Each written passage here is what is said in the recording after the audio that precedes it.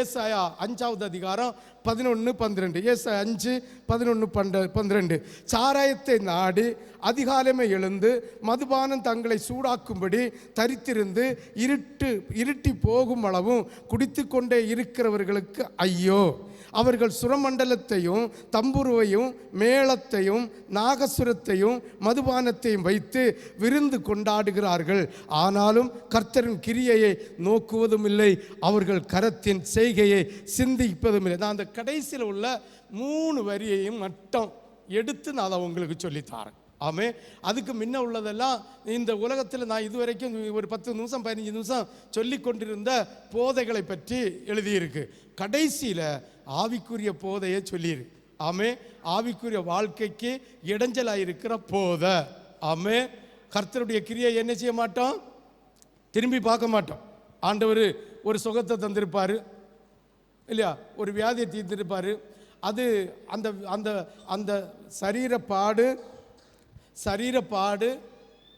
உலக நம்ம சரீரத்திலிருந்து வேதனை அறவே தீரியது வரைக்கும் தான். தீர்ந்த பிறகு என்ன வந்துடும், மறந்துடுவோம். பிள்ளைய முக்கியமாக நினைச்சா அது ஒரு போதை. இன்னைக்கு நிறைய பெற்றோருக்கு பிள்ளை ஒரு போதை. பிள்ளை அழுதா ஆண்டவருடைய ஜெபம் வேண்டாம், பிள்ளைக்கு ஏதாவது கஷ்டம் வந்துட்டா அன்னைக்குள்ள ஆராதனை வேண்டாம், பிள்ளைக்கு ஏதாவது உபத்திரம் வந்துட்டா அன்னைக்குள்ள அந்த வாரம் உள்ள ஜெபமே வேண்டாம். இது ஒரு அடிக்ட். பிராண்டிக்கு எப்படி அடிக்டோ பிள்ளைக்கு இன்னைக்கு அடிக்ட். நிறைய பெற்றோர்கள் அடிக்ட். நம்ம சபையில் அப்படி இல்லை. ஆனால் நிறைய கிறிஸ்தவ பிள்ளைகளுக்கு அடிக்ட் ஆவீர்கள். பிள்ளையின் நிமித்தம் ஆராதனையை புறந்தள்ளுகிற நிறைய கிறிஸ்தவ ஜென்மங்கள், அதாவது எருமைகள் இருக்கிறார்கள். ஆமே. நம்ம ஆண்டவருக்கு முத இடத்தை கொடுத்துட்டா பிள்ளைய யாரு தாளாட்டுவா? ஏசப்பா தோளில் போட்டு தாளாட்டுவா. அன்னைக்கு சின்ன பாஸ்டர் பொண்டாட்டியை லேபர் ரூமுக்கு விட்டுட்டு ஆராதனைக்கு வந்தார். அந்த இடத்துல யார் நின்னது? கர்ப்ப பாத்திரம் திறந்ததோட வச்சுட்டு என் பிள்ளை போயிருக்கேன் வந்த பிறகு பிறந்தாமதுன்னு பாதுகாத்த தெய்வம். ஆமேன், ஆமேன்.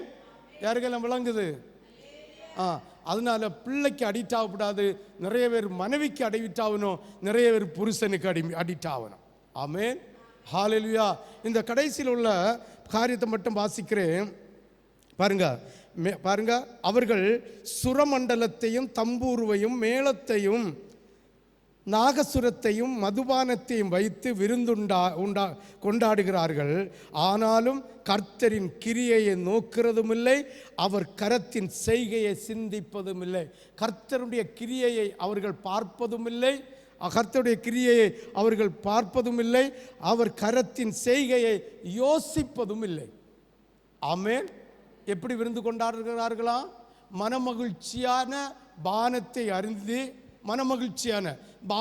அறிந்து இந்த தம்புருவு மேளத்தாளத்தோடு நல்ல விருந்தை சாப்பிடுகிறார்கள். இன்னைக்கு அதே மாதிரி நிறைய இடத்துல நடக்குது. ஆமென். நிறைய இடத்துல நடக்குது. டான்ஸு அப்படி பப்பு இல்லை நடந்த மாதிரி, கிளப்பில் நடந்த மாதிரி அந்த காரியங்களை நடத்தி வச்சுட்டு அதுக்கு மத்தியில் கல்யாண விருந்து, என்கேஜ்மெண்ட் விருந்து, இல்லை பெரிய பிள்ளாவின விருந்து, பிள்ளை பர்த்டே விருந்து, இதெல்லாம் நடக்குது. அதுதான் எழுதியிருக்கு. இப்படி விருந்து உண்ணுகிறார்கள்.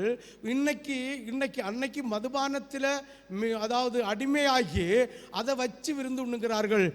இன்று ஆவிக்குரிய கிறிஸ்தவர்கள், நம்ம சபையில் இருக்கிற கிறிஸ்தவர்களும் பணத்துக்கு மேல ஒரு மோகம் வைத்து அதை போதையாக நினைத்து பணத்தை கொண்டாடினால் போதும், பணம் சம்பாதித்தால் போதும் என்கிற விருந்தை உண்டு பண்ணி கர்த்தருடைய செய்கையை அவர்கள் யோசிக்கவும் இல்லை, கர்த்தருடைய கிரியையை அவர்கள் காண்பதும் இல்லை. ஆமென். இன்னைக்கு நம்ம சபையிலும் அப்படிப்பட்ட ஜென்மங்கள் இருக்கிறீர்கள். இந்த உலகத்தில் இருக்கிற பெந்தேகோஸ்து உலக மதுபானங்களை, உலகத்தினுடைய அடிமைகளை, அடிமையாயிருக்கிறதை விட்டு விடுகிறவர்கள் இன்று பைசாய்க்கு மேல, காசுக்கு மேல இச்சித்து, பணத்துக்கு மேல மோகம் வைத்து, பணத்துக்கு மேல இச்சித்து, அதற்காக ஆண்டவருடைய கிரியையை நோக்காமல். அந்த கடைசி வசனத்தை வாசிங்க. சுரமண்டலத்தையும் தம்புருவையும் மேளத்தையும் நாகசுரத்தையும் அதுக்கு கூட மதுபானத்தையும், நான் சொல்றேன் பணத்தையும். ஆமே. இன்றைய உள்ள கிறிஸ்தவர்கள் அதுதான், பணத்துக்காக, பணத்தின் மீது மோகம் வைத்து, பணத்திற்கு அடிமைப்பட்டு, பணத்துக்கு இச்சித்து ஆண்டவருடைய கிரியையை பாருங்க, கர்த்தரின் கிரியையை நோக்கிறதும் இல்லை, அவர் கரத்தின் செய்கையை சிந்திப்பதும் இல்லை. ஹல்லேலூயா. யாருக்கெல்லாம் புரியுது? இப்படி பணத்தை சம்பாதிக்கிற சூழ்நிலையை வைத்து நான் இடக்கூட்டம், ஆயத்த ஆராதனை இல்லை நம்ம சுத்திகரிப்பு இல்லை நம்ம உபவாச கூட்டம், ராபோஜன பந்தி இல்லை, இப்படிப்பட்டதை நான் விட்டுட்டது உண்டு. 10 நிமிஷம் லேட் ஆகிறது உண்டு, 15 நிமிஷம் லேட் ஆகிறது உண்டு. இல்லை, கரெக்டாக நாம் பணத்துக்கு வேண்டி அதாவது ஆண்டவருடைய ஆராதனையை 10 மினிட்டு கூட லேட் ஆக்கலைன்னு சொல்கிறவங்க மட்டும் கை வைத்துங்க பார்ப்போம்.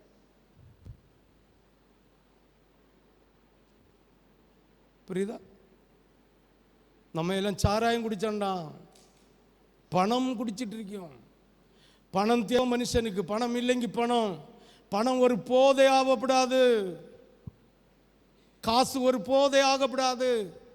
பணத்தை இச்சித்து அதன் மேலே மோகம் கொண்டு அதுக்கு அடிமையாகி ஆண்டவருடைய ஆராதனைகளை புறந்தள்ளுகிற ஜென்மங்களுக்கு ஐயோ என்று கர்த்தர் சொல்லுகிறார். ஆமென். ஹல்லேலூயா. நம்ம சாராயம் நமக்கு தெரியும், சுசர் நமக்கு தெரியும், போதை வஸ்துக்கள் எல்லாம் தெரியும். ஆனால் சுரமண்டலங்களையும் வாத்தியங்களையும் வாசிக்க வைத்து அதில் அந்த மதுபானத்தை வைக்கிறது போல நம்ம பணத்தில் மோகப்பட்டு, பணத்தில் அடிமைப்பட்டு, உலக சந்தோஷத்திற்காக ஆண்டவருடைய கிரியைகளையும் ஆண்டவருடைய செய்கைகளையும் சிந்தித்து பார்க்காமல், யோசித்து பார்க்காமல் இருக்கிற கயவனும் கயவத்தியும் இந்த இடத்துல இருக்கிறீர்கள் என்று கர்த்தர் மெச்சமா பேசுகிறார். ஆமென். ஹல்லேலூயா. ஐயோ அவர்களுக்கு, ஐயோ பண மோகத்தினால் ஆண்டவரை புறந்தள்ளி. பாருங்க, இந்த இடத்துல எத்தனை ஆபத்தில் இந்த கர்த்தர் என்னையும் பாதுகாத்திருக்கிறார். இல்லை சாவக்கூடிய சூழ்நிலை, மரணத்துக்குள்ள சூழ்நிலை, இல்லை இனி உலகத்தில் வாழ வேண்டுமா வேண்டாமா என்கிற சிந்திக்கிற விதத்தில் வந்த உபத்திரவம், இல்லை பாடுகளில் இருந்து என்னையும் மீட்டெடுக்கலன்னு சொல்றவங்க மட்டும் கரங்களை வசதி காட்டுங்க பார்ப்போம். நான் இப்போ இந்த செய்தியை நிறுத்துறேன். ஏசாயா 5 சொல்லப்பட்டது தப்புன்னு வச்சுட்டு நான் கிளம்புறேன். ஆமென். ஹல்லேலூயா. ஆனா கர்த்தர் செய்த கிரியையை, நீ ஆஸ்பத்திரியில் கடந்தது, இல்லை தீ கொளுத்துவதற்கு போனது, அல்ல நிம்மதி இல்லாத வாழ்ந்தது, இல்லை உலகத்தின் அடிமையில் வாழ்ந்தது, உலகத்தினுடைய சிச்சுவேஷனில் வாழ்ந்தது, உலகத்திலே இயற்கைக்கு அப்பாற்பட்ட சூழ்நிலையில் வாழ்ந்தது, ஐயோ இனி என்னால் வாழ முடியுமோ என்கிற சூழ்நிலையில் இருந்த ஒன்னை கர்த்தர் மீட்டெடுத்ததை, அவருக்கு கை செய்ததை, அவருடைய கிரியையை நீ சிந்திக்கவும் இல்லை, நீ யோசித்து பார்க்கவும் இல்லைன்னு சொல்றார். என்ன தப்பு? நீ ஒரு கணம் இயேசு உனக்காக சிலுவையை சிந்தினார் என்றும், உனக்காக ரத்தம் சிந்தினார் என்றும், உனக்காக அவருடைய மாம்சம் கிழிக்கப்பட்டது என்றும், உனக்காக அவர் சிலுவையிலே ஜீவபலியாய் சரீர ஆவி ஆத்ம சரீரத்தை ஜீவபலியாய் கொடுத்தார் என்றும் ஒரு கணம் சிந்தித்து, ஐயோ நான் இந்த சூழ்நிலையில் இருந்தேன், இப்படிப்பட்ட சூழ்நிலையில் அகப்பட்டேன், இப்படிப்பட்ட சூழ்நிலையில் நான் இருந்தபோது என் தேவன் என்னை ரட்சித்தார், என்னை குணப்படுத்துகிறார் என்று ஒரு கணம் நீ சிந்தித்தா, உலகம் உனக்கு கந்தையும் குப்பையும். ஆமே. சிந்தித்து பார்க்கிறவங்க உண்டா? அப்படி பார்க்கிறவர்கள் இருப்பீர்களானால் தேவனுடைய திருச்சபையில் கர்த்தருக்கு பிராமிஸ் பண்ணி கொடுத்த திருச்சபையின் ஒழுங்க ஒரு நாள் ஒரு செகண்ட் கூட முடங்க மாட்டார். ஆமென். ஹல்லேலூயா. ஆண்டவராகிய தேவன் சொல்லியிருக்கிறார், 7ஆவது நாள் ஓய்வு நாள், நீ அன்னை பறக்க போவாத, அதுக்கு முந்தின நாள் உனக்கு ரெட்டிப்பாக நான் வானத்திலிருந்து மன்னாவை பொழிவேன்னு சொன்னார். ஆமென். எந்த நேரத்தை ஆண்டவருக்கு கொடுக்கிறோமோ அந்த நேரத்தில் கிடைக்கிற பைசாய்க்கு பதிலாக ரெட்டிப்பாக மறுநாள் இல்லைங்க மறு வாரத்தில் உனக்கு அதை கர்த்தர் தர வல்லவராக இருக்கிறார். ஆமென். தெரியுமா? பொய் சொல்லப்படாதுன்னு ஒரு அந்த சபை தொடங்க முன்ன வெள்ளிக்கிழமை கூட்டத்தில் சொன்னேன். அந்த பிள்ளை அந்த வெள்ளிக்கிழமை வந்திருந்துட்டு, பாஸ்டர் அண்ணா நீங்கள் சொன்னதெல்லாம் உண்மைதான், பொய் சொல்லப்படாது. என் புருஷன் குடிச்சிட்டு வருவான். என் புருஷன் எப்படி வருவான்? குடிச்சிட்டு வருவான். காலத்தை எழும்பி போவான், ஞாயிற்றுக்கிழமை போயிட்டு ஒரு குவார்ட்டர் அடிச்சுட்டு வருவான். ஆமே. அடுத்தது இப்போ 10 மணிக்கு கடை திறக்கும், 10 மணிக்கு குடிச்சிட்டு வருவான். அடுத்து 12 மணிக்கு எடுத்து கொடுத்த கோழி எல்லாம் இறைச்சி எல்லாம் கறி வச்சிருப்பா. அதை சாப்பிட்றதுக்கு அடுத்த கோட்டை அடிச்சு போவான். அடுத்த கோட்டை அடிச்சுட்டு வரம்பா ஒன்றில் வழியில் கிடப்பான், இல்லைங்க சாப்பாட்டுக்கு மேலே உடைக்கிறப்ப சாப்பிட மாட்டான். அதனால கொண்டு வந்த பைசா எல்லாம் தீர்ந்து போச்சுன்னு பொய் சொல்லுவேன்னு சொன்னான். நான் என்ன சொல்லு, பொய் சொல்லலைங்க. அவன் 4 காலில் கிடப்பான், சாப்பாட்டுக்கு மேலே கிடப்பான். அன்னைக்கு வேலைக்கு போக மாட்டான், மறுநாள் தான் வேலைக்கு போவான். யோசித்து பாருங்க. அப்போ நான் சொன்னேன், ஆண்டவர் எனக்கு என்ன சொல்லுன்னு தெரியல. பரத்தை நோக்கி இருதயம் பார்த்தது. ஆண்டவர் சொல்கிறார், அப்பம் வீட்டு பணமானு சொன்னார். அவன் சம்பாதிச்ச பணம் உங்ககிட்ட தந்தா அது ஒம்பணம், உங்ககிட்ட இருந்தா அது தெய்வத்துடைய பணம். ஆமே. அப்போ நீ அவனுக்கு கொடுக்குற இயேசுட்ட கேட்டுட்டு தானே குடிக்கேன்னு கேட்டேன். அது எப்படி கேட்கணும்? ஜோம் பண்ணி தானே குடிக்கேன்னு கேட்டேன். சரி, நாளைக்கு நான் அப்படி செய்கிறேன். என்கிட்ட கேட்டது சனிக்கிழமை, அன்னைக்கு அவன் வருவான். ஞாயிற்றுக்கிழமை நான் நாளைக்கு அப்படி செய்யன்னு சொன்னான். நான் சொல்லவும் செஞ்சாச்சு. ஆண்டவரே செல்லாப்பா, நான் சொல்லியிருக்கேன்ப்பா, பாதுகாப்பான்னு. அன்றைக்கு ராத்திரி எனக்கு தூக்கமே வரலை. ஆமே. ஆண்டவரேன்னு கூப்பிட்டுட்டு இருந்தேன். மறுநாள் ஒரு குவார்ட்டர் வண்டி குடித்தா வந்தான். உச்சைக்கு போகும்பா எடு, அன்னைக்கு 60 ரூபா எடு. அவர் 100 ரூபா தாடியே எனக்கு கேட்டாங்க. சம்பாரித்து கொடுத்தா பைசா. அவள் போனா பீரையை திறந்து 100 ரூபா எடுத்து வச்சுட்டு முழங்காலில் போட்டு ஆவியில் எங்கேயோ ஜோம் பண்ணிட்டு போயிட்டா. இவன் 10 நிமிஷம் பார்த்தான், 15 நிமிஷம் பார்த்தான். இந்த கல் எங்கே போன ஒளிஞ்சு பார்க்க போனா முழங்காலில் போய் ஜோம் பண்ணிட்டு நிற்கா. இவன் வந்து அப்படியே சரிஞ்சு கிடைக்கான். கொண்டு விட வேண்டாம், மந்திரவாதம் செய்துட்டு எனக்கு பைசா ஒன்றும் வேண்டாம். ஆண்டவர் நடத்துக்கிற ஸ்டைலை பாருங்களா. ஆமே. கொஞ்ச நேரம் கழிஞ்சு வரானா, எடு நீ ஜோம் பண்ணிக்க, எனக்கு ஒன்றும் ஆகக்கூடாதுன்னு. சரி வேண்டிட்டு போனான். பாதி வழியில் போனோன்னு தோணுதான், இந்த பைசாவில் இன்னைக்கு குடித்தா விளங்காது. இன்னைக்கு உயிரோடு இருக்கியா சாட்சி. அப்படியே கொண்டு வந்து அவள்கிட்ட கொடுத்தாலாம். சிரிச்சிட்டு வச்சுட்டு நல்லா சாப்பிட்டுட்டு தூங்கிட்டு எண்ணெய் எழும்பியதோட 1 மணிக்கு முன்ன எழும்பி எண்ணெய் 5 மணிக்கு போவானா, அன்னைக்கு 4 மணிக்கே போயிட்டானா. ஆமென். ஹல்லேலூயா. அது ஆண்டவர்கிட்ட ஒன்றை ஒப்படைச்சா ஆண்டவர் செய்யாத காரியம் என்னது? ஆமென். ஹல்லேலூயா, ஹல்லேலூயா, ஹல்லேலூயா. இன்னும் சொல்கிறேன், ஆண்டவருக்கு ஊழியம் செய்கிற ஊழியக்காரன் உங்களை சுகப்படுத்தி, உங்களை நல்வழிப்படுத்தி, உங்களை ரட்சித்த இயேசு யார் மூலமாய் உங்களை தொட்டு சுகப்படுத்தினாரோ அவனுக்கிட்ட குற்றம் கண்டுபிடிச்ச தொடங்கினாலே நீ அழிஞ்ச. அன்னைக்கு உனக்கு அழிவு. அது ரசம் சிந்தட்டு, அப்பம் சிந்தட்டு, அதெல்லாம் பார்த்துட்டு இருக்கிறது கர்த்தர் ஒருவர். இயேசுக ரத்தம் தரையில் சிந்திச்சு, சிலுவையில் சிந்திச்சு, இயேசுக ரத்தம் நாலாபுறமும் பீரிட்டு பாய்ச்சது. ஆமே. புரியுன்னு நினைக்க இருதயத்தில் சிந்திக்கிற சிந்தனையை கர்த்தர் அறியாமல் இல்லை. ஆமே. எப்போ நினைக்குதியோ அப்பளை நாசமாக போச்சு. ஆமே. யாருக்கெல்லாம் விளங்குது? விளங்குறவங்க ஒரு அல்லேலியா சொல்லலாமே. இனி வருகிற உபவாச கூட்டத்தில் நம்ம பாசமே உள்ள செய்தி வந்தது இல்லையா? உபவாச கூட்டம் மடலக்காட்டில் உபவாச கூட்டத்தில் தானே. அடப்பாவுமே கழிஞ்ச சனிக்கிழமை. ஆமே. அதை இனி வார உபவாச கூட்டத்தில் அந்த செய்தி தான் நமக்கு அப்போ நான் சொல்லிதாரேன். ஹல்லேலூயா. யாருக்கெல்லாம் விளங்குது? ஒன்று சொல்லி நான் நைஸாக சொல்லி தந்துட்டு போகிறேனே, நீங்கள் கேட்கலையோ? கேட்டீங்க இல்லை? இயேசு கிறிஸ்துக்கிட்டேண்டு யாரெல்லாம் சுகம் பெற்றது அன்னைக்கு? குருடை, சப்பானி, நொண்டி, ஆசுத்தில் கிடந்தவன், படுக்கையாக கிடந்தவன், பியா பிடிச்சவன் எல்லாரும் சுகம் பெற்றார்கள் இல்லையா? இயேசு. இப்போ இயேசுவுக்கு ஒரு பாடு வந்து என்ன பாடு? சிலுவை பாட சுமக்க வேண்டிய, இரத்தம் சிந்த வேண்டிய, சரீரம் கிழிக்கப்பட வேண்டிய, மற்றவர்கள் ஏளனம் செய்ய வேண்டிய பாடு வந்து. அப்ப அந்த இயேசுவை பரிகாசம் அடித்தது யாரெல்லாம்?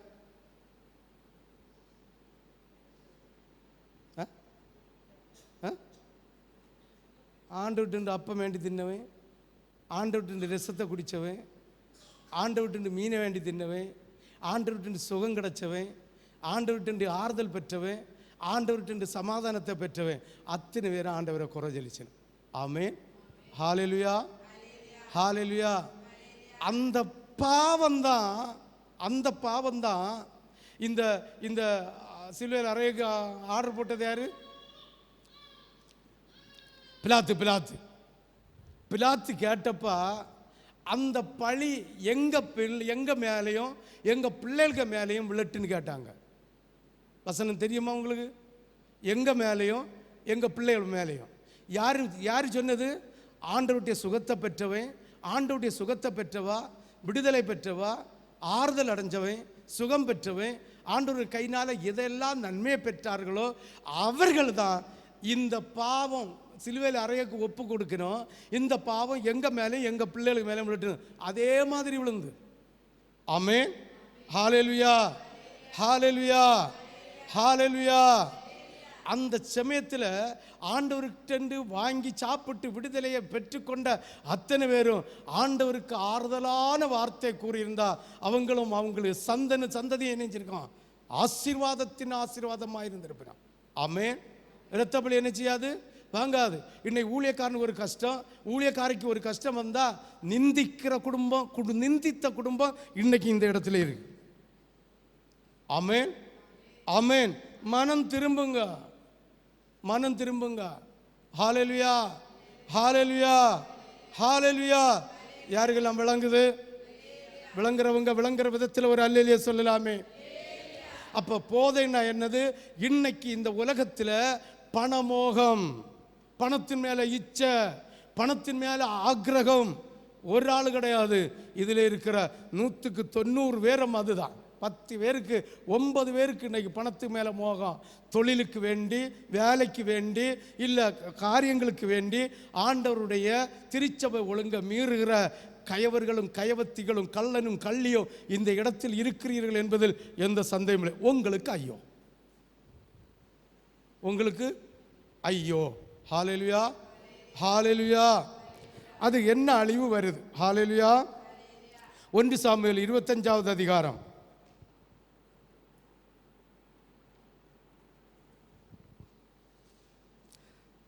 36, 37, 38. 1 சாமுவேல் 25, 36, 37, 38. ஆ ஆ ஆ ஆ ஆ ம் ம் ஆ ஆ ம் ம் ம் ஒரு கூட வாசி. 36 வாசி. அபிகாயில் நாபாலிடத்தில் வந்தபோது இதோ ராஜாவிற்கு ஒப்பான விருந்து அவன் வீட்டிலே நடந்தது.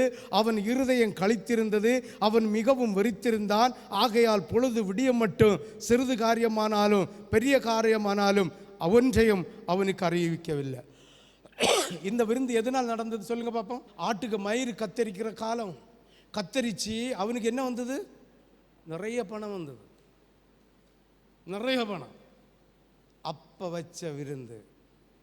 ஆமே. பணம் எவ்வளவு அழிவை உண்டாக்குன்னு பார்க்கணும். ஆமே. பணத்துக்கு மேலே மோகம், பணத்துக்கு மேலே இச்சை. பணம் தேவை. நீ வாழணும், அனுதினம் சாப்பிடணும், அனுதினம் உடுக்கணும், அனுதினம் போசிக்கணும், உனக்கு சிறு சேமிப்பு இருக்கணும். ஆமென். ஹல்லேலூயா. இந்த மனுஷனுக்கு ஆட்டுக்கு மயிறு கத்தரிக்கிற காலம், கத்தரித்து விற்கிறாங்க. ஆடு வளர்க்குறவங்களுக்கு பெரிய ஒரு பண்டிகை நாள். அது பண்டிகை நாள்னா பெரிய வருமானத்தின் நாள். 100 ஆடு, 500 ஆடு, 1000 ஆடு வச்சிருக்க வீட்டில் அன்னைக்கு உள்ள பணத்துக்கு லட்சக்கணக்கில் விற்குமா, லட்சக்கணக்கில். இது அறிஞ்சுதான் தாவீது ஆள் சொல்லி விடுறான், நம்ம பாதுகாத்து கொடுத்த ஆட்டு மயிரை வெட்டினோம், அவன்கிட்ட பைசா இருக்கும், அதனால நம்ம புசிக்க அப்பத்தையும் திராட்சை கொலையும் வேண்டினுவான்னு சொல்லி விடுறான். அவன் என்ன செஞ்சிருக்கான்? இந்த பணத்தை வச்சுட்டு இந்த விருந்து வச்ச காரணமே பணம், பணம், பணம். பாதாளம் வரைய பாயுமா, பாதாளம் வர. ஆமென். எத்தனையோ பணக்காரர்களை கண் மூலா கண்டேன், எத்தனையோ பணம் வைத்திருந்தவங்களை என் கண் மூலா கண்ட இந்த 61 வயசுக்குள்ள அனுபவத்தில் காணல. நிதானமாய் போருகிறவர் என்ன இன்னைக்கும் காண முடியுது. இன்னைக்கும் காண முடியும். அவங்க சந்ததிகள் இன்னைக்கும் சமாதானத்தோடு வாழுகிறார்கள். சிந்தித்து பாருங்கள், யோசித்து பாருங்கள். இவனுக்கு பேர் என்னது? அபிகாயில் தானே? நாபாலுக்கு ஆடு மயிர் கத்திரிச்சு பணம் வந்து அங்கு களிப்பான விருந்து நடக்கு. கர்த்தரை மறந்து போகிற விருந்து பாருங்க. தாவீது ஊழியக்காரன் சொல்லி விடுகிறான், நீ போய் அவன்றது அப்பமும் திராட்சை கொலையும் அத்திப்பழ அடையும் வாங்கிட்டு வான்னு சொல்லி விடுகிறான். வரும்போது இவன்கிட்ட கேட்டப்பா, இவன் அந்த பணத்தின் மிகுதியாய் கழித்திருந்தது நிமித்தம் ஊழியக்காரங்களை அவன் சொல்லிவிட்ட அவனுடைய ஊழியக்காரங்களை நிந்தித்து அனுப்பினான். பரிகாசம் சொல்லிவிட்டான். தாவீத பரிகாசம் அடிச்சவன் தானே செத்தான், ஒருத்தரும் கொல்லல. தாவீது தப்பு செஞ்சிருப்பான். தாவீது அவன் இந்த லக்கத்தை எண்ணி இருப்பான். ஆண்டவர் பிரியமில்லாத செய்திருப்பான். அவனுக்கு கொடுத்திருக்கிற சங்கீதம் 51-38 சங்கீதத்தை பார்த்து அது புரியும். அது ஆண்டவருக்கும் தாவீதுக்குள்ள காரியமே தவிர உங்களுக்கும் தாவீதுக்குள்ள காரியம் இல்லை. இதை நல்லா சிந்திச்சு பார்க்கணும். பணத்தை சம்பாதித்து பணத்தின் மேல மோகமாக இருக்கிற சூழ்நிலை தான் இது. அழிவு, அவனுடைய நியாய தீர்ப்பு சாவு. அவனுக்கு பணத்தின் திமிர் வந்தது, தாங்காரம் வந்தது, நல்ல வெறி கொண்டான். அந்த பணத்தின் மேல உறங்கக்கூடிய சூழ்நிலை வந்தான். தாவீது சொல்லி விடுகிறான், ஊழியக்காரன் சொல்லி விடுகிறான், அப்பம் கொடுத்துவான்னு, வேண்டிட்டு வான்னு. ஏனென்றால் அவனுக்கு நான் வேலை செய்து கொடுத்திருக்கிறேன், அவனுடைய ஆடுகளை நான் பாதுகாத்திருக்கிறேன். அவனுடைய மேய்ப்பர்கள் வந்து ஆடுகளை மேய்க்கும் போது கள்ளரிடம் ஒன்று கூட அகப்படாமல், இல்லை மிருகங்களிடம் ஒன்று கூட அகப்படாமல், சிங்கத்துக்கோ கரடிக்கோ ஒரு கொன்று கூட அகப்படாமல் நான் பாதுகாத்து கொடுத்திருக்கிறேன். அதனுடைய கூலியாகிய பிரதிபலனை நீ வாங்கி வா என்று தன்னுடைய உடன் இருந்த ஊழியக்காரனிடம் அனுப்பி சொல்லி அனுப்புறான். அத்தனை பேரையும் பரிகாசம் அடித்து நிந்தித்தான். அவர்கள் தாவீதிட்ட போய் சொன்னார்கள், இதான் கதை, வாசிக்க வேண்டிய அவசியம் இல்லைன்னு நினைக்கிறேன். தாவீதிட்ட போய் சொன்னாங்க, தாவீது இவனை கொல்வதற்கு வருகிறான். அவன் பொண்டாட்டி தாவீதுக்கு காலை போய் விழுறா. ஆண்டவரே, அவனுக்கு பேருக்கு ஒத்தது போல அவன் நாய். பணம் சொன்னாலே அவனுக்கு கிறுக்கு. அதில் இச்சிக்கிறான், அதை மோதிக்கிறான், அதனாலே புரளுகிறான். எனக்காக ஒரு விஷயம் மன்னியும் என்று சொன்னான். சரி அவ எதிர்கொண்டு போகும்பா அத்திப்பழ அடை, திராட்சைப்பழ கொலை அடை, அப்போ இன்னும் நிறைய நிலைமை கொடுத்திருந்து அதெல்லாம் கொண்டு எதிர்கொண்டு போய் அவனு கையில் கொடுத்து அவனை சமாதானப்படுத்தி விட்டா. ஊழியக்காரன் சமாதானப்பட்டுட்டான். ஆனா தேவன் சமாதானப்படல. அந்த வேதத்தை நீங்க வாசித்தா இந்த அவனுடைய பேர் என்னது? நாபால் செத்தான்னு சொல்லியிருக்கு. ஆமே. அப்ப பண மோகத்தினால ஆண்டவரை நிந்திச்சா, ஆண்டவருடைய பிள்ளைகளை நிந்திச்சா, அந்த அடிமையினால, அந்த காரணத்தினால 10 நிமிஷம் லேட்டாகி வந்தா, இல்லைங்க ஏதாவது ஒன்று சொன்னா, ஊழியக்காரன் அதாவது உபதேசத்தில் உங்களை திட்டினால், இந்த ஊழியக்காரனை நீங்கள் பரிகாசம் அடிப்பீர்களானால் நீங்கள் செத்தீர்கள் என்று அர்த்தம். ஊழியக்காரன் அவங்க வயிற்றுக்காக உங்களை எச்சரிக்கல, உங்களையும் உங்கள் குடும்பமும் தேவனுடைய ராஜ்யத்தில் போவதற்காக கடிந்து கொண்டு எச்சரிக்கிறான். இந்த எச்சரிப்பு சத்தத்துக்கு செவி கொடுக்காமல் இருந்தால் நாபாலின் சூழ்நிலை தான். மயிர் கத்தரித்தது நிமித்தம் வந்த பணத்தினால் ஊழியக்காரர்களை நிந்தித்தான், தாவீதை பரிகாசம் அடித்தான். ஆனால் திரும்பி வந்தபோது அவனுடைய பாதத்திலே மனைவி விழுந்து பாவ மன்னிப்பை கேட்டாள். ஆனால் தாவீது மன்னித்து கொல்லாமல் போய்விட்டான். ஆனால் கர்த்தர் மன்னிக்கல. பணத்தின் மோகத்தினால் வந்த அழிவு, வந்த காரணம் சாவுதான், ஐயோதான், அவனுக்கு அழிவுதான். சிந்தித்து பார்க்க வேண்டும். ஞானம் உள்ளவர்கள் சிந்தியுங்கள், ஞானமற்றவர்கள் சிந்திக்காதீர்கள். இதே போலதான் இன்று போஜனத்தின் மீதும் ஐஸ்வர்யமாக வேண்டும் என்று ஒருவித போதை மனுஷனிடம் இருக்கிறது. ஒருவித போதை. இந்த நாபாலை போல பணம் உண்டாக்க வேண்டும், பணத்தின் மீது மிளற வேண்டும். அந்த பணத்துக்காக, தொழிலுக்காக, வேலைக்காக ஆண்டவரிடம் பிராமிஸ் பண்ணி கொடுத்த அந்த சத்தியத்தை மீறி நாம் அழிவு பாதைக்கு போகிறோம் என்ற அர்த்தம். ஒருவித போதை பாருங்க. இன்று போஜனத்தின் மீதும் ஐஸ்வர்யமாக வேண்டும் என்கிற ஒருவித போதை மனுஷனிடம் இருக்கிறது. நீதிமொழிகள் 23வது அதிகாரம், நீதிமொழிகள் 23வது அதிகாரம் 1-9 வரை வாசிக்க கேட்போம். நீதிமொழிகள் 23 1-9 வரை.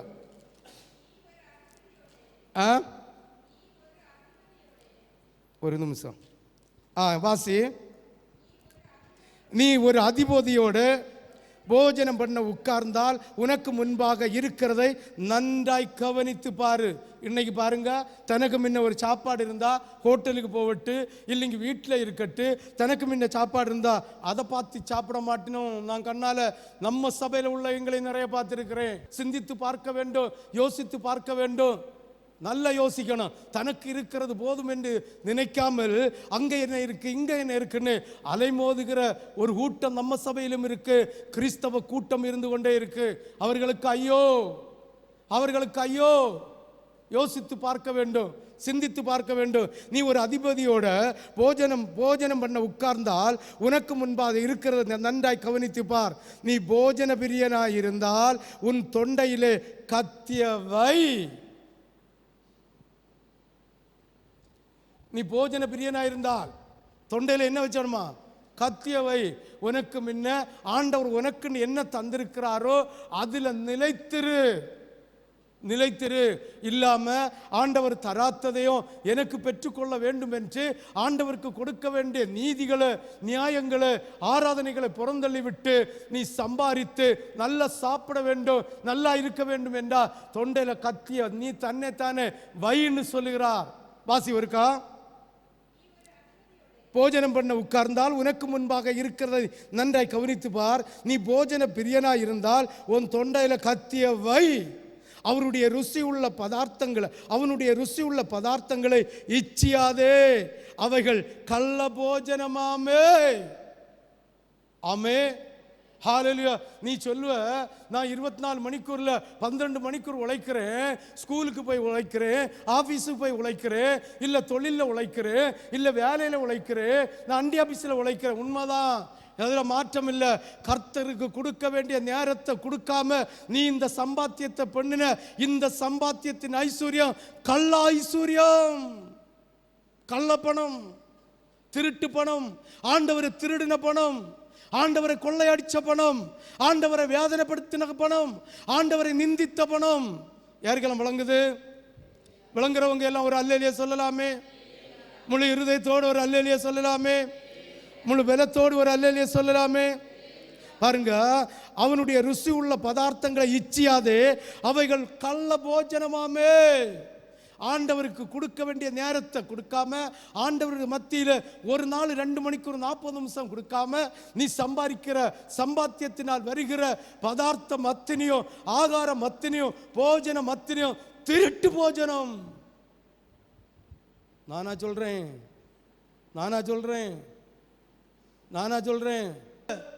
4வது வசனத்தை வாசி. ஐஸ்வர்யனாக வேண்டும் என்று நீ பிரயாசப்படாத,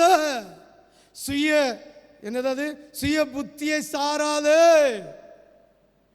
ஐஸ்வர்யனாக வேண்டும் என்று எப்பொழுது நீ சுய புத்தியில சாயுதியோ அப்பொழுது உனக்கு கழுத்துக்கு வந்தாச்சுன்னு அர்த்தம். கழுத்துக்கு கண்ணி வந்தாச்சுன்னு அர்த்தம். அதனால வேலை செய்யாத தின்னா நீ சாப்பிட சோம்பேறி என்ன செய்யப்படாதான்? சாப்பிடப்படாதான். வேலை செய்யாத தின்னாத. கர்த்தருக்கு கொடுக்க வேண்டிய நேரத்தை நீ திருட்டுத்தனமாக எடுத்து, கள்ளத்தனமாக எடுத்து, அந்த நேரத்தை வஞ்சித்து, அந்த நேரத்தில் பணம் உண்டாக்குற மோகத்தோடு பணம் உண்டாக்கி நீ சாப்பிடுகிற சாப்பாடு, அந்த போஜனம் எல்லாம் கள்ள போஜனம், திருட்டு போஜனம், என் இயேசுவை திருடின போஜனம், என் இயேசுவை வஞ்சித்த பணம், என் இயேசுவை திருடின போஜனம். என்னை உருவாக்கினவரும் என்னை கரம் பிடித்து நடத்தினவரும் என் கரத்தை பிடித்து இம்மட்டும் போ இம்மட்டு வா என்று சொல்லி இந்நாள் வரைக்கும் நடத்தின என் தேவனை திருடின பணம். உன் கழுத்துக்கு அப்பொழுதே கண்ணி வந்தாச்சுன்னு அர்த்தம். ஐஸ்வர்யன் ஆக வேண்டும் என்று சுய புத்தியில சாருகிற யாரா இருந்தாலும் உன் காலுக்கு கழுத்துக்கு கண்ணி கத்தி வந்தாச்சுன்னு அர்த்தம். ஹல்லேலூயா, ஹல்லேலூயா, ஹல்லேலூயா. யாருக்கெல்லாம் விளங்குது? எப்ப சுயநீதியில ஐஸ்வர்யத்தை சம்பாதிக்க வேண்டும் என்று நினைத்து இந்த நாபாலை போல தன்னுடைய பணத்தின் ஐஸ்வர்யத்தினால் மிதக்கிறானோ, அது அத்தனையும் ஆண்டவராகிய தேவனை வஞ்சித்த பணம், ஆண்டவராகிய தேவனை ஏமாத்தின பணம், ஆண்டவராகிய தேவனுடைய விருப்பம் இல்லாத சம்பாதித்த பணம், அது கள்ள பணம். அந்த கள்ள பணத்தினால் நீ போஜனம் பண்ணுகிறது அது திருட்டு போஜனம். ஆமென். அந்த வசனத்தை வாசிக்கிறேன் பாருங்க. எத்தனை? 23 தானே? 23:5-4. ஐஸ்வர்யவனாக வேண்டும் என்று பிரயாசப்படாதே, சுய புத்தியின் மேல் சாராதே, அவனுடைய ருசி உள்ள பதார்த்தங்களை இச்சியாதே, அவைகள் கள்ள போஜனமா. ஆண்டவர் சொல்றாரு, அவன் ருசியா தின்னட்டப்பா, அவன் ஜாலியா இருக்கட்டப்பா, அவன் உலக புறையின்படி வாழட்டப்பா, அவன் சாப்பிடுகிற சாப்பாடுக்கு வர என்ன வஞ்சிச்ச பணம் கள்ள பணம் சொல்றாரு. ஆமே, புரியுதா? புரியுதான்னு கேட்க. யாருக்கெல்லாம் புரியுது? புரிஞ்சவங்க ஒரு அல்லேலூயா சொல்லலாமே. ஹல்லேலூயா. இனி 5வது வசனம் வாசிக்கேன். இல்லாமற் போகும் பொருள் மேல் உன் கண்களை பறக்க விடுவானேன், அது கழுகை போல சிறகுகளை தனக்கு உண்டு பண்ணி கொண்டு ஆகாய மார்க்கமாய் பறந்து போகும். எப்படி சொல்லுவாங்க தெரியுமா? இல்லாததுக்கு என்னத்துக்கு ஆசைப்படுற? கள்ள பணம் வச்சிருக்கிறவன், ஆண்டவரை வஞ்சிக்கிறவன், ஆண்டவருக்கு பிரியமில்லாதவன், உலக பாவத்தில் வாழ்றவன், பாகாலை வழிபடுகிறவன், அவன் வச்சிருக்கிறான்ப்பா. அவன் பொருளுக்கு மேலே பொருள் சேர்க்கிறான்ப்பா, அவன் ஆஸ்தி மேலே ஆஸ்தி சேர்க்கிறான்ப்பா. அதெல்லாம் தீக்கரையாய் போயிருமப்பா. நீ அப்படி இல்லாதது மேலே பார்க்காத. கழுகு பறந்தது போல போயிட்டே இருக்கும், அது போயிட்டே இருக்கும். அது உன் கையில் கிடைச்சாது, அது உன் கையில் என்ன செய்யாது? கிடைக்காது. அது கழுகு போகிறதில் போயிட்டே இருக்கும். கடைசியில் நம்ம பாதாளத்தில் போய் விழ வேண்டிய சூழ்நிலை வரும். அதுதான் வாசிங்க 5வது வசனம். இல்லாமற் போகும் பொருட்கள் மேல் உன் கண்களை பறக்க விடுவானேன், அது கழுகை போல சிறகுகளை தனக்கு உண்டு பண்ணி கொண்டு ஆகாய மார்க்கமாய் பறந்து போவோம். வன்கண்ணனுடைய ஆகாரத்தை புசியாதே. வன்கண்ணன் அர்த்தம் என்ன? இன்னைக்கு சொல்லிட்டு வருகிற வன்கண் என்ன? இந்த உலக பணத்தின் மேல் இச்சை வைத்து, உலக பணத்தின் மேல் ஆசை வைத்து, உலக போஜனத்தின் மேல் கண்ணு வைத்து, இந்த மூணத்தின் மேல் கண்ணு வைத்து சம்பாதிக்கிறவனுடைய சாப்பாட்டில் இருந்து ஒரு துளி ஆகாரத்தை நீ புசியாதுன்னு சொல்றார். உட்காரு. ஆமே. யாருக்கு விளங்குது? யாருக்கு? வன்கண்ணன். நம்ம வாசித்து வருகிற வசனத்தின்படி உலக பொருளுக்கு மேலே, உலக பணத்தின் மேலே, உலக வஸ்துவுக்கு மேலே, உலக போஜனத்துக்கு மேலே கண் வச்சு ஆண்டவருக்கு கொடுக்க வேண்டிய நேரத்தை கொடுக்காம அந்த வன்கண்ணை வச்சு சம்பாதிக்கிற பணத்தில் இருந்து ஒரு டம்ளர் டீ கூட நீ குடிக்காதுன்னு சொல்றாரு. அதுவே பாவமா? வன்கண்ணனுடைய வீட்டில் சாப்பிடுகிறது பாவம். வன்கண்ணனுடைய வீட்டில் வச்சு அந்த அதை செய்கிறது பாவம். சிந்திச்சு பாருங்க, நீங்க எப்படி இருக்கிறீங்க? யோசித்து பாருங்கள். வன்கண்ணனுடைய ஆகாரத்தை புசியாதே, அவனுடைய ருசி உள்ள பதார்த்தங்களை இச்சியாதே. அவன் இருதயத்தின் நினைவு எப்படியோ அப்படியே அவன் இருக்கிறான். ஆமேன் சொல்லுங்க. சத்தமா ஒரு 3 ஆமேன் சொல்லுங்க. ஆமேன், ஆமேன். சத்தமா 3 அல்லேலூயா சொல்லுங்க. ஒருவனுடைய இருதயத்தின் நினைவு சுயத்தில் சாய்கிறதுன்னா அவனும் அப்படிதான் இருக்கிறான். ஆமென். யாருக்கெல்லாம் விளங்குது? அழிவுதான். உலக போதை, உலக பணத்தின் போதை, உலக வேலையின் போதை, திருச்சபை ஒழுங்க கடைபிடிக்காத போதை, அழிவுதான். எந்த மாற்றம் கிடையாது. அப்பியலும் இல்லை, காத்தியலும் இல்லை, தித்தையும் இல்லை, கொழுக்கட்டையும் இல்லை. ஆமென். அவன் இருதயத்தின் நினைவு எப்படியோ அப்படி அவன் இருக்கிறான். புசியும் பானம் பண்ணும் இருக்கிறான். புசிப்பும் பானம் பண்ணும் என்று புசியும் பானம் பண்ணும் என்று அவன் உன்னோட சொன்னாலும் அவன் இருதயம் உன்னோட இராது. வாசி அந்த வசனத்தை. அவன் இருதயத்தின் நினைவு எப்படியோ அப்படியே அவன் இருக்கிறான். புசியும் பானம் பண்ணு என்று அவன் உன்னோட சொன்னாலும் அவன் இருதயம் உன்னோட இராது. நீ புசித்த துணிக்கையே வாந்தி பண்ணி உன் இனிய சொற்களை இழந்து போவாய். அப்படிப்பட்டவர்களுக்கு என்ன உபதேசம் கொடுத்தாலும் என்ன காரியத்தை செய்தாலும் அந்த அந்த வார்த்தையை வாந்தி பண்ணி என்ன செஞ்சிருமா? வாந்தி பண்ணி இனிய சொற்களை, நம்ம பேசுகிற சொற்களை இழந்து போவோமா? ஆமென். 9, மூடனுடைய செவிகள் கேட்க பேசாதே, அவன் உன் வார்த்தைகளின் ஞானத்தை அசட்டை பண்ணுவான். வாசி கடைசி வசனத்தை. மூடனுடைய பேசாதே ஞானத்தை அசட்டை பண்ணுவான். எந்த மாற்று கருத்தும் இல்லை, எந்த மாற்று கருத்தும் இல்லை. ரெண்டாவது பாவம்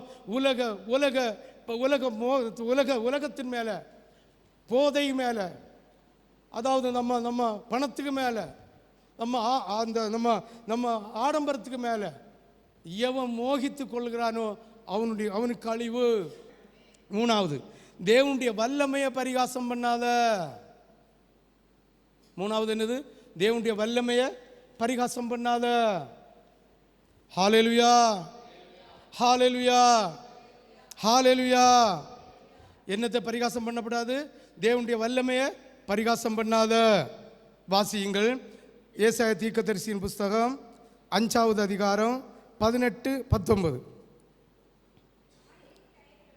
மாயையின் கயர்களால் அக்கிரமத்தையும் வண்டில் வடங்களால் பாவத்தையும் இழுத்து கொண்டு வந்து நாம் பார்க்கும்படி அவர் தீவிரித்து தமது கிரியையை சீக்கிரமாய் நடப்பிக்கட்டும் என்று இஸ்ரவேலின் பரிசுத்தருடைய ஆலோசனையை நாம் அறியும்படி அது சமீபத்து வரட்டும் என்று சொல்லுகிறவர்களுக்கு ஐயோ.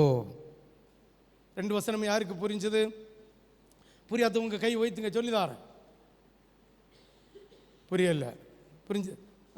புரியல, சொல்லிதாரேன். வாசிங்க பார்ப்போம். மாயையின் கயிறுகளால், அதாவது உலக மாயை. இன்னைக்கு பாருங்க, ஆண்டவருக்கு கொடுக்க வேண்டிய நேரத்தை கொடுக்காம நீ சம்பாதிக்கிற பணம் மாயை, நீ சம்பாதிக்கிற வஸ்து மாயை, நீ சம்பாதிக்கிற ஆஸ்தி மாயை, நீ புசிக்கிற போஜனம் மாயை. ஆண்டவருக்கு கொடுக்க வேண்டிய நேரத்தை நீ கொடுக்காம, ஆண்டவருக்கு செலுத்த வேண்டிய பலிகளை நீ செலுத்தாம நீ இருக்கிற அத்தனையும் மாயை. மாயையின் கயிறுகளை இழுத்து, வாசி, மாயையின் கயிறுகளால் அக்கிரமத்தையும் வடங்களால் பாவத்தையும் இழுத்து கொண்டு வந்து. ஆமென். எப்படி சொல்லிறேன்? அது மாயையான சம்பாத்தியம், மாயையான சுய புத்தி, மாயையான சுய சிந்தனை, இதெல்லாம் அக்கிரமத்தின் கயிறுகள். வண்டில் வடங்களால் இப்படிப்பட்ட பாவத்தை இழுத்து கொண்டு வந்து. 18 புரிஞ்சுதா? புரிஞ்சவங்க ஒரு அல்லேலூயா சொல்லலாமே. இனி 19, நாம் பார்க்கும்படி. அப்படிப்பட்ட மூடர்கள், அப்படிப்பட்ட அநியாயக்காரர், அப்படிப்பட்ட அகந்தை உள்ளவர்கள் நாம் பார்க்கும்படி அவர் தீவிரித்து தமது கிரியையை சீக்கிரமாய் நடப்பிக்கட்டும் என்று. யாரை பார்த்து? ஊழியக்காரனை பார்த்து, இயேசுவை பார்த்து. ஆமே. அதனுடைய தலைப்பு என்னது? தேவனுடைய வல்லமையை பரிகாசம் பண்ணாது. நம்ம என்ன செய்வோம்? வண்டில் போலத்த அழுக்கையும் ஆண்டவருக்கு பிரியமில்லாத மாயையும் இழுத்து கொண்டு வச்சு சுய பலத்தில் இருந்துட்டு ஆண்டவரை பார்த்து சொல்லுகிறது, ஆண்டவருடைய மகிமையை பார்த்து சொல்லுகிறது, ஆண்டவருடைய ஊழியக்காரனை பார்த்து சொல்லுகிறது, நீ பேசுகிறதை நாங்கள் எப்படி விசுவாசிக்க முடியும்? நீ பேசுகிறது ஒன்றுமே எனக்கு பிடிக்கவில்லை இல்லைங்க, அதாவது ஏதோ ஒன்று சொல்லி. ஆமென். வாசி பார்ப்போம் பாருங்க. 19 வாசிக்கு. நாம் பார்க்கும்படி அவர் தீ விரித்து தமது கிரியையை சீக்கிரமாய் நடப்பிக்கட்டும் என்றும் இஸ்ரவேலின் பரிசுத்தருடைய ஆலோசனையை நாம் அறியும்படி அது சமீபத்து வரட்டும் என்று சொல்லுகிறவர்களுக்கு ஐயோ. ஆமென், ஹல்லேலூயா.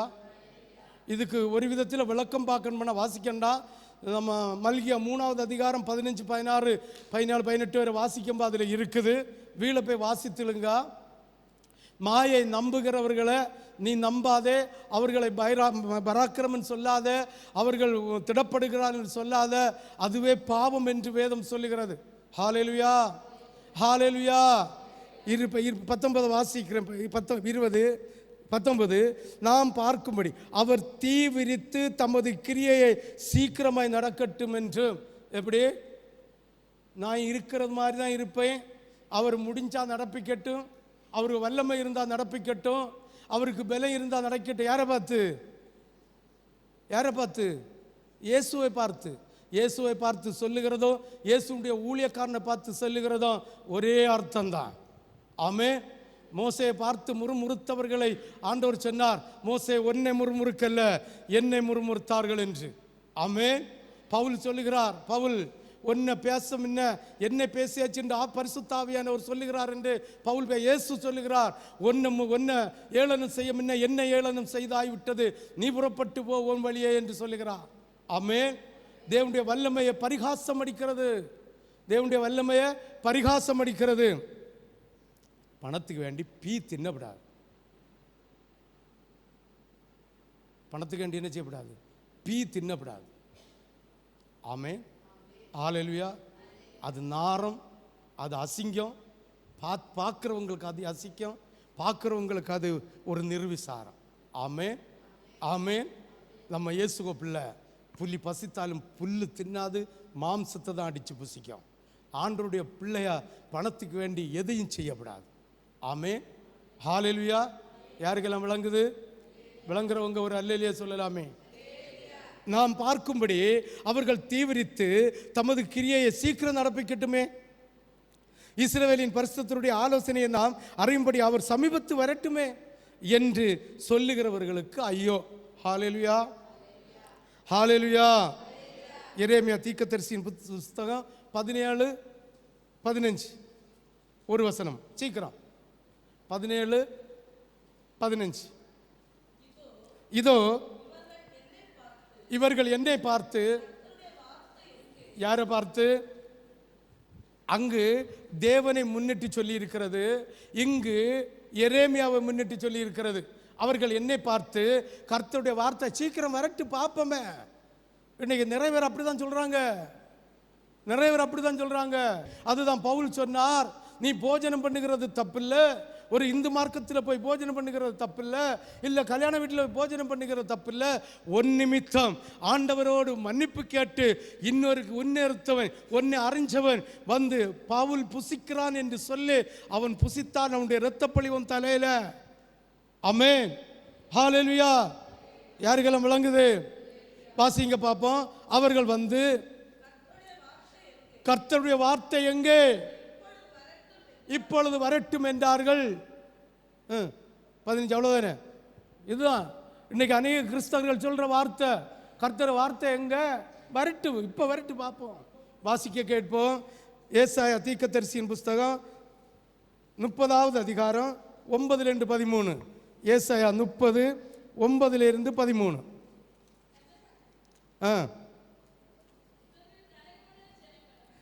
இவர்கள் கலகம் இல்லை, கலகம் உள்ள ஜனங்களும் பொய் பேசுகிற பிள்ளைகளும் கர்த்தருடைய வேதத்தை கேட்க மனதில்லாத புத்திரருமாய் இருக்கிறார்கள். ஆமென், ஹல்லேலூயா. வாசி 30:9 வாசி. இவர்கள் கலகமுள்ள ஜனங்களும் பொய் பேசுகிற பிள்ளைகளும் கர்த்தருடைய வேதத்தை கேட்க மனதில்லாத புத்திரருமாயிருக்கிறார்கள். கர்த்தருடைய உபதேசம், கர்த்தருடைய வார்த்தை, கர்த்தருடைய வசனம், கர்த்தருடைய அருள் வார்த்தையை கேட்டு விசுவாசிக்க முடியாத பிள்ளைகளுமாயிருக்கிறீர்கள் என்று கர்த்தர் உங்களை கடிந்து கொண்டு எச்சரித்து பேசுகிறார். ஆமென், ஹல்லேலூயா, ஹல்லேலூயா, ஹalleluya. இவர்கள் கலகமுள்ள ஜனங்களும் பொய் பேசுகிற பிள்ளைகளும் கர்த்தருடைய வேதத்தை கேட்க மனதில்லாத புத்திரருமாயிருக்கிறார்கள். 10 இவர்கள் தரிசனக்காரரை நோக்கி தரிசனம் காண வேண்டாம் என்றும் ஞான திருஷ்டிக்காரரை நோக்கி யதார்த்தமாக எங்களுக்கு தரிசனம் சொல்லாமல் எங்களுக்கு இதமான சொற்களை உரைத்து மாயமானவர்களை திருஷ்டியுங்கள் என்றும். எப்படி? எங்களுக்கு கடினமான வார்த்தை பேசப்படாது, எங்களுக்கு நாங்கள் நல்ல பிள்ளையாக இருக்கிறோம், நாங்கள் குடிச்சல, சாராயம் குடிக்கல, மதுபானம் குடிக்கல, பெண்ணு பிடிக்கல, அது செய்யலை, இது செய்யலை, மாப்பிள்ளை பிடிக்கல, அநியாயமாக செய்யலை, அக்கிரமம் செய்யலை, ஒன்றும் செய்யலை, எங்களுக்கு கடின வார்த்தை வேண்டாம், இதமான வார்த்தை வேண்டும் என்று சொல்லுகிறவர்களும் இந்த இடத்துல இருக்கிறீர்கள். ஆமென், ஹalleluya. யாருக்கெல்லாம் விளங்குது? விளங்குனவங்க மட்டும் ஒரு அல்லையிலே சொல்லுங்களா. விளங்கலைங்க அந்த வசனத்தை ஒருக்கா விட சொல்லிதாரு. யாருக்கெல்லாம் விளங்கல்ல? யாருக்கெல்லாம் விளங்கல்ல? 10 இவர்கள் தரிசனக்காரரை நோக்கி தரிசனம் காண வேண்டாம் என்றும் ஞான திருஷ்டிக்காரரை நோக்கி யதார்த்தமாக எங்களுக்கு தரிசனம் சொல்லாமல் எங்களுக்கு இதமான சொற்களை உரைத்து மாயையானவைகளை திருஷ்டிங்கள் என்றும் நீங்கள் வழியை விட்டு பாதையை நின்று விலகி இஸ்ரவேலின் பரிசுத்தரை எங்கள் முன்பாக இராமல் ஓய பண்ணுங்கள் என்றும் சொல்லுகிறார்கள். இன்னைக்கு உலக உபதேசம் அப்படித்தானே இருக்கு, உலக சத்தியம் அப்படித்தானே இருக்கு. இஸ்ரவேலின் பரிசுத்தருடைய சத்தியம் நாம், அதாவது இந்த நகை அலங்காரம் உலகத்தினுடைய ஆடம்பரமான அலங்காரம், இந்த அலங்காரம் இல்லை. யாருக்குரிய அலங்காரம்? வேசி மார்க்கத்துக்குரிய அலங்காரம். வேசி மார்க்கத்தார்கள் அலங்கரிக்கிற அலங்காரமாகிய விக்கிரகங்களுக்கு அலங்கரிக்கிற அலங்காரம் தான் இந்த உலக மார்க்கத்தின்படி அலங்கரிக்கிறது. இவர்கள் பரிசுத்தரை புறந்தள்ளி உலக மார்க்கத்தின்படி உலகத்தினுடைய விக்கிரக ஆராதனையின்படி அலங்கரிக்கிற கூட்டமாமே. வாசிங்க, எத்தனாவது வசனம்?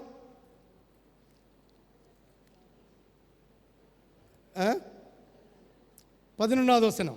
நீங்கள் வழியை விட்டு பாதையை நின்று விலகி இஸ்ரவேலின் பரிசுத்தரை எங்களுக்கு முன்பாக இராமல் ஓய பண்ணுங்கள் என்று சொல்லுகிறார். இதுக்கு அர்த்தம் என்னன்னா, சொல்லித்தாரேன், நகை போடக்கு நான் சம்மதிக்கணும், கலர் துணி கட்டக்கு சம்மதிக்கணும், இப்படி உரங்குக்கு சம்மதிக்கணும், இஷ்டத்துக்கு எழும்பி 3 தடவை மோளக்கு சம்மதிக்கணும், 3 தடவை தண்ணி குடிக்க சம்மதிக்கணும், இப்படி சபையை விட்டு எப்போ இல்லாமல் எப்போ அனுமதிக்கும் போக்கு சம்மதிக்கணும், எப்போ அனுமதிக்கும் போகலாம், எப்போ அனுமதிக்கும் வரலாம், எப்படி அனுமதிக்கும் திருவிருந்தில் இருக்கலாம், எனக்கு இஷ்டம் முன்னங்கி இருப்பேன், இஷ்டம் இல்லை இங்கே இருக்க மாட்டேன் என்று நான் சொல்லுகிற அவங்க சொல்லுகிற பிரகாரம் என்ன நடத்த சொல்லுகிறது போல இருக்கு.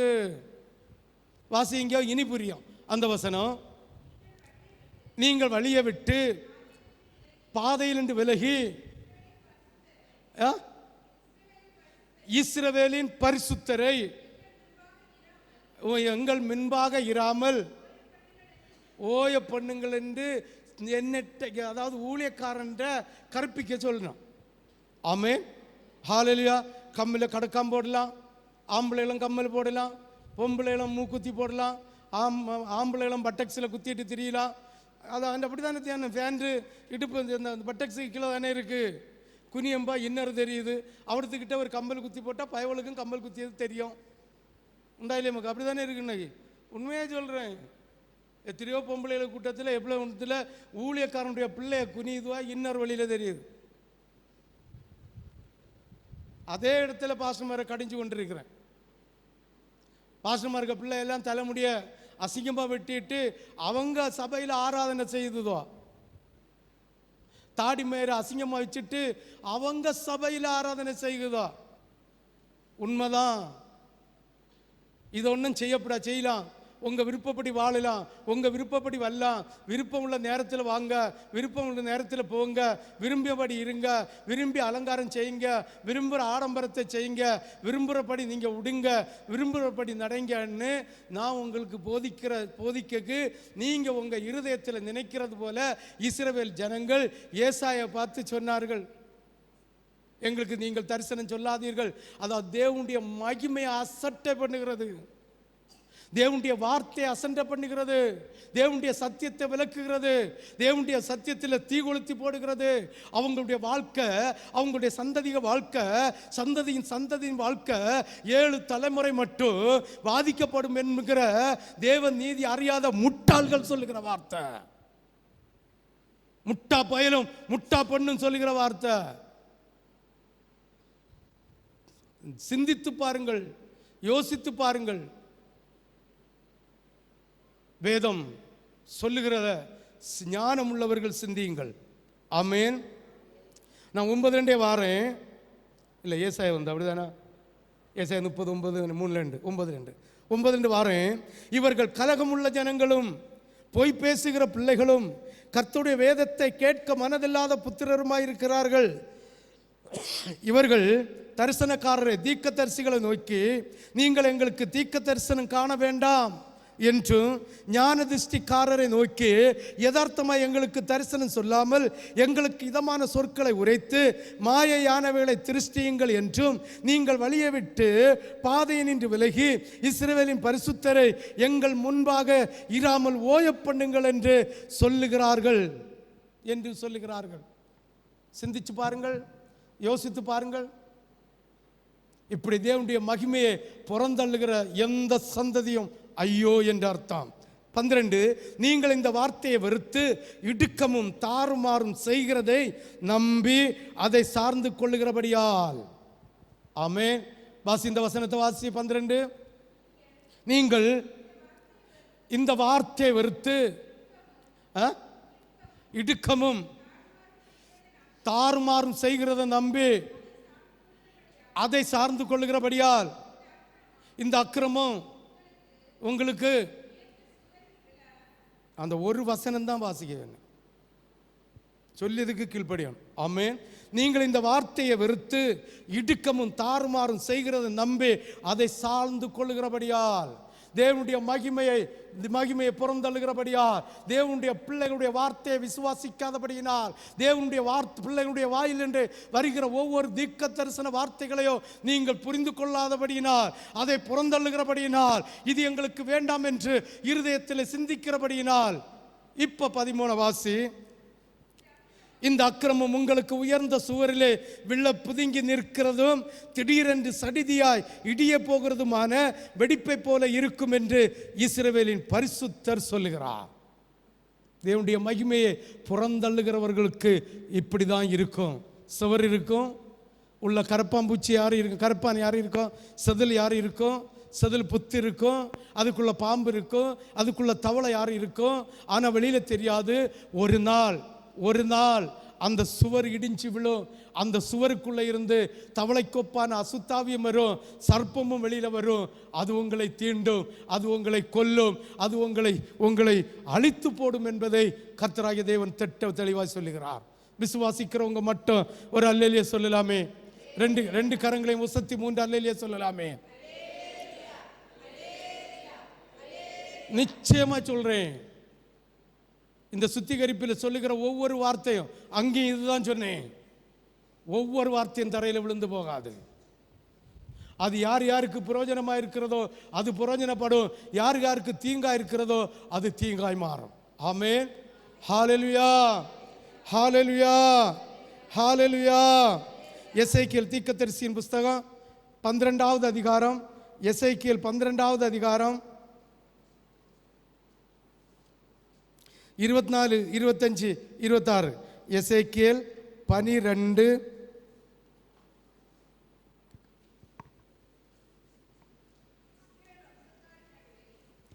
ஒரு நிமிஷம். 12, 24, 26 வாசி. 24, 25, 26. இஸ்ரவேல் வம்சத்தாரின் நடுவில் இனி சகல கள்ள தரிசனமும் முகஸ்துதியுமான குறி சொல்லுதலும் இராமல் போகும். ஆமென். ஹல்லேலூயா. அதை ஒழித்து போடுவார். இன்னைக்கு உலகத்தில் நடந்துட்டு இருக்கிற முகஸ்துதி பாடுறது, இல்லை கள்ளத்துக்கு சொல்றது, பணம் கிடைக்க வேண்டி பல காரியங்களை சொல்றது, இப்படிப்பட்டதையெல்லாம் கர்த்தர் ஒழித்து போடுவாராம். ஹல்லேலூயா, ஹல்லேலூயா. குறிச்சொல்லுதலும் இராமல் போகும். நான் கர்த்தர், நான் சொல்லுவேன், நான் சொல்லும் வார்த்தை நிறைவேறும், இனி தாமதியாது. ஆமென், ஆமென் சொல்லலாமே. உற்சாகம் ஒரு அல்லேலூயா சொல்லலாமே. முழு இருதயத்தோடு ஒரு அல்லேலூயா சொல்லலாமே. முழு பலத்தோடு ஒரு அல்லேலூயா சொல்லலாமே. முழு இருதயத்தோடு ஒரு அல்லேலூயா சொல்லலாமே. ஹல்லேலூயா, ஹல்லேலூயா, ஹல்லேலூயா, ஹல்லேலூயா. இன்னைக்கு உன்னையும் என்னையும் பார்த்து கர்த்தர் சொல்லுகிறார், நான் கர்த்தர், நான் சொல்லுகிற வார்த்தை நிறைவேறும், அது இனி காலம் தாமதியாது. ஹல்லேலூயா, ஹல்லேலூயா. அப்படி சொல்லிட்டு விடல. அடுத்த வசனத்தை பாருங்க பாப்போம். நான் கர்த்தர், நான் சொல்லுவேன், நான் சொல்லும் வார்த்தை நிறைவேறும், இனி தாமதியாது. கலக வீட்டாரே, உங்கள் நாட்களிலே நான் வார்த்தையை சொல்லுவேன், அதை நிறைவேறவும் பண்ணுவேன் என்று கர்த்தராகிய ஆண்டவர் உரைக்கிறார் என்று சொல் என்று சொன்னார். இன்றைக்கு பந்தியில் கை போடுகிற ஒவ்வொரு பிள்ளையும் பார்த்து கர்த்தர் சொல்லுகிற வார்த்தை நிறைவேறும். ஆமேன் சொல்லுங்களா, ஆமேன் சொல்லுங்களா, ஆமேன் சொல்லுங்களா. நீ நன்மையை நினைத்தா நன்மை நிறைவேறும், நீ தீமையை நினைத்தா தீமையை நிறைவேறும். ராபோஜின பந்தில கை போடுகிற நீ தீமையாக அல்ல, நன்மையாக மட்டும் சிந்தித்து கர்த்தருடைய வார்த்தையை, கர்த்தருடைய வசனத்தை, பரத்திலிருந்து தருகிற அருள்வார்த்தைகளை நீங்கள் விசுவாசித்து, விசுவாசிக்கிற விதமாய் விசுவாசித்தால் கர்த்தருடைய நன்மையான காரியம் உங்கள் வீட்டிலே நடைபெறும். இல்லாவிட்டால் நடைபெறாது என்று ஆண்டவராகிய தேவன் சொல் என்று சொல்லுகிறார். ஹல்லேலூயா, ஹல்லேலூயா, ஹல்லேலூயா. 26 பின்னும் கர்த்தருடைய வார்த்தை எனக்கு உண்டாகி, அவர் மனுபுத்திரனே, இதோ இஸ்ரவேல் வம்சத்தார் இவன் காண்கிற தரிசனம் நிறைவேற அநேக நாள் செல்லும், தூரமாயிருக்கிற காலங்களை குறித்து இவன் தீர்க்க தரிசனம் சொல்லுகிறான் என்கிறார்கள்.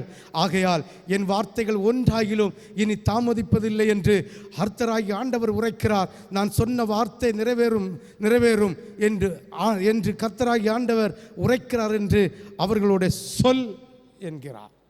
ஆமே, இது ஒன்றுதான் எனக்கு கடமை, சொல், நான் சொல்லுகிறேன். ஆமே, ஹல்லேலூயா. 4வது,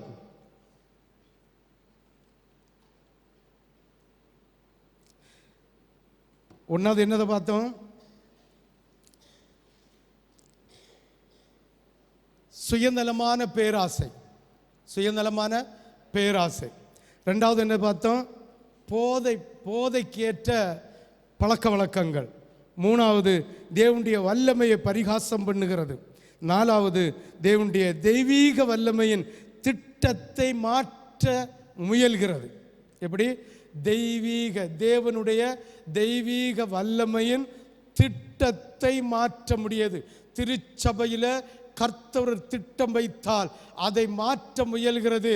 உன் குடும்பத்தில் கர்த்தர் திட்டத்தை வைத்தால் அதை மாற்ற முயல்கிறது.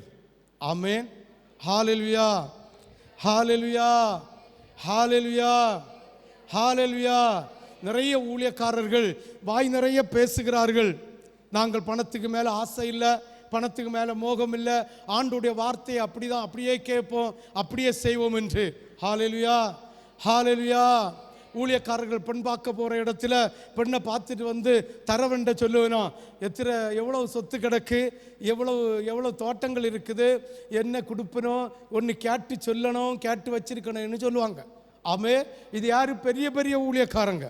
ஆமே, பெண் கொடுக்குறவங்களும் சொல்லுவோம், அவனுக்கு வீடு இருக்குதோ, இல்லை வகை இருக்குதோ, நிலம் இருக்குதோ, என்ன இருக்குதோ, ஆண்டவருடைய உண்மையான பிள்ளையாக இருக்கணும். இப்போ சொல்லுவோம், ஊழியக்காரங்கள் சொல்லுகிறத கேட்டிருக்கிறேன், விசுவாச பிள்ளைகள் சொல்லுகிறத கேட்டிருக்கிறேன். என்ன சொல்லுவாங்கன்னா, எனக்கு ஆண்டவர் பிள்ளையாக இருக்கணும், குடிப்பழக்கம் இருக்கக்கூடாது, மற்றவர்களை மதிக்கக்கூடிய சுபாவம் இருக்கணும், வீடு இருக்கோ கூடு இருக்கோ, அவன் வேலை செய்து அந்த குடும்பத்தை சந்தோஷமாக பாதுகாக்கப்படுகிறவனா இருக்கணும்னு தேவ பிள்ளைகளும் விசுவாசிகளும் வாய் திறந்து சொல்லுகிறார்கள். நிஜத்தில் வரும்போது ஒன்றும் காண முடியல, ஒன்றும் காண முடியல. நம்ம திருச்சபையிலும் தான் அது ஒன்றும் காண முடியல. சிந்தித்து பாருங்கள், யோசித்து பாருங்கள். தேவனுடைய ஆவியை பெற்ற எண்ணத்திற்கு, தேவனுடைய பந்தியில கை போட்ட எண்ணத்திற்கு, தேவனை துதிச்ச எண்ணத்திற்கு, தேவனுக்கு கொடுத்த எண்ணத்துக்கு, தேவனுக்கு ஊழியம் செய்த எண்ணத்திற்கு அத்தனையும் தீக்கரையாகி போகிறதை காணும்போது, கேட்கும்போது இருதயத்திற்கு வேதனை உண்டாகிறது. ஆமென், ஹல்லேலூயா, ஹalleluya சொல்லுவாங்க. தனக்கு வந்தா தக்காளி சட்னி, அடுத்தவங்களுக்கு வந்தா ரத்தம்னு சொல்றதை கேட்டிருக்கா? டயலாக், ரீல்ஸில் உள்ள டயலாக் அப்படிதானே? தனக்கு வந்த ரத்தம், அடுத்தவங்களுக்கு வந்தா தக்காளி சட்னி. ஆமேன்னு சொல்லு. வாசி.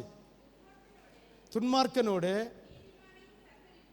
நீதிமானை சங்கரிப்பது உமக்கு தூரமா. நீதிமானுக்கு எப்படி? துன்மார்க்கனுக்கு கூட நீதிமானை சங்கரிப்பது உமக்கு தூரமாய் இருப்பதாக, நீதிமானையும் துன்மார்க்கனையும் சமமாய் நடப்பிப்பது. நான் ஒரு ஒரு ஒரு ஒரு ஒரு ஒரு ஒரு கதை சொல்கிறேன், புரியலுக்கு மட்டும் புரியும். பலாப்பழம் வாங்க போனேன், சக்கப்பழம் வாங்க போகிறோம். சக்கப்பழம் வாங்க போகிறோம். 3 சக்கையை சூந்து பார்க்குறோம் இல்லையா? பார்க்க முடியுமா? சூந்து காட்டி தருவேன். 3 சக்கை பலாப்பழம் எடுத்து தலையில் எறிஞ்சிடுவான். ஒரு பலாப்பழத்தை வெட்டி வச்சிருப்பான். இதே இதுதான் அவன் சொல்லுவான், இதே மரம் தான், எல்லாமே இதேன்னு சொல்லுவான். பிச்சு ஒன்று தருவான், நல்ல ருசியாக இருக்கும். நம்ம என்ன செய்வோம்? அதை நம்பி வாங்குவோம், நம்பி கேட்போம், என்ன விலைன்னு கேட்போம். அது 100 ரூபா விற்க சக்கையை 1000 ரூபா கேட்க, 1000 ரூபா கேட்க. ஆனால் அந்த சக்கைச்சோலையை சாப்பிட்டோம், நல்ல டேஸ்ட்டு, நல்ல இனிப்பு, நல்ல ருசி. அதை வேண்டாத வரைக்கும் நமக்கு மனசில்லை, வேண்டி ஆகணும்ல ஒரு ஆகிரகம் இருக்குது, ஒரு ஒரு ஒரு ஒரு ஒரு ஆகிரகம் இருக்குது. ஆனால் விலையை பார்த்தா 1000 ரூபா வேண்ட முடியாது. நல்லா விற்றா 100 ரூபா விற்கும் சக்கை. ஒரு 150 ரூபா கொடுத்து வாங்கலாம், ஒரு 200 ரூபா கொடுத்து வாங்கலாம். 1000 ரூபா கொடுத்து வாங்கக்கூடிய சக்கை அல்ல. அதனால நம்ம அதை வாங்காத வீட்டுக்கு வருகிறோம். இந்த சக்கையை தின்ன முடியலை என்று, இந்த சக்கையை வாங்க முடியலை என்று இரவும் பகலும் அழுது புலம்புகிறவர்கள் பைத்தியக்காரர்களா நல்லவங்களா? கேட்குறேனே, பதில் சொல்லுங்களா? நான் இனி ஆசீர்வாதத்தை கேட்கணும். வாயெல்லாம் உம்மட்ட தான் பிடுங்க வேண்டியிருக்கு.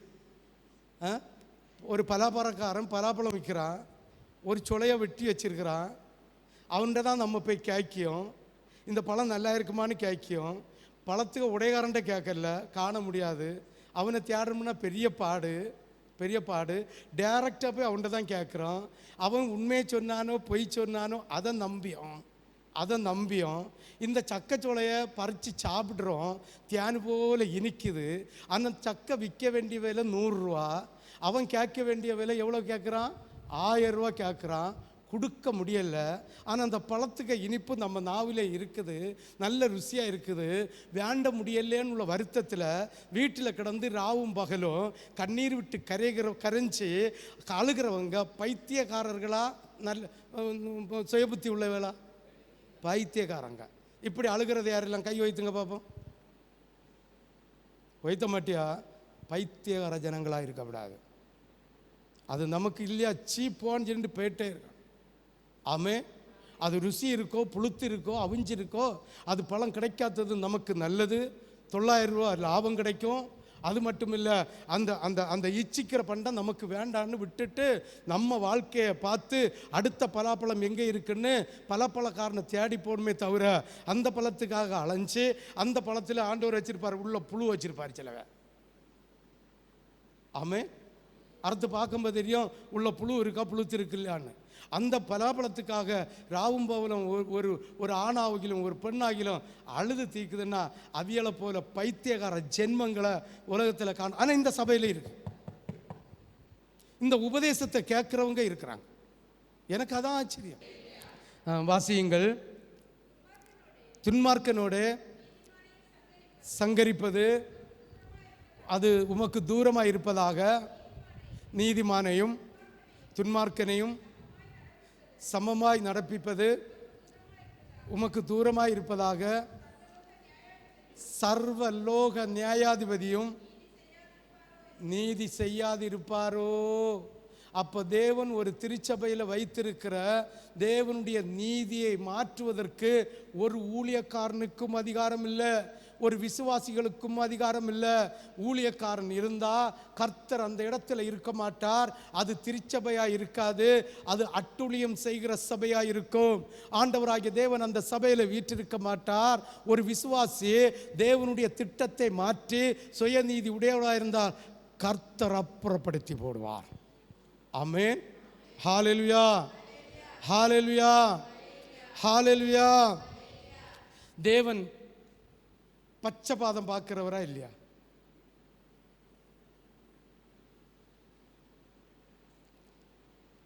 தேவன் பச்சபாதம் பார்ப்பாரா பார்க்க மாட்டாரா?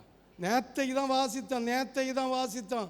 கல்யாண வீட்டில் ஒரு கூட்டம் ஜனங்கள் வந்து பந்தியில் உட்கார்ந்து இருந்தார்கள். அதில் ஒருத்தன் தேவனுடைய வார்த்தைக்கு கீழ்ப்படியாமல் இருந்தான். அவனை தூக்கி அடுப்பில் போட்டாரா போடலையா? பச்சைபாதம் பார்த்தாரா இல்லையா? தேவன் நீதி உள்ளவர்களுக்கு நீதிமான், நீதிபரர். அநீதி உள்ளவர்களுக்கு அவர் அநீதி இலக்கு செய்வார். ஆமென். யாருக்கெல்லாம் புரியுது? அதனால் பச்சைபாதம் பார்ப்பார்னு நினைக்க சொல்லாதுங்க. அது பைபிளில் இருக்குது. இல்லைன்னு பச்சைபாதம் பார்க்க மாட்டார். யாருக்குன்னு கேட்டா, அவர் பச்சைபாதம் பார்க்காதது யாருக்குன்னு கேட்டா, கர்த்தருடைய ராஜ்யத்துக்கு போவதற்காக வேறு பிரிக்கப்பட்டு தெரிந்து கொள்ளப்பட்டு அவர் வேறு பிரிக்கப்பட்ட பிள்ளைகளுக்கு பச்சைபாதம் பார்க்க மாட்டார்.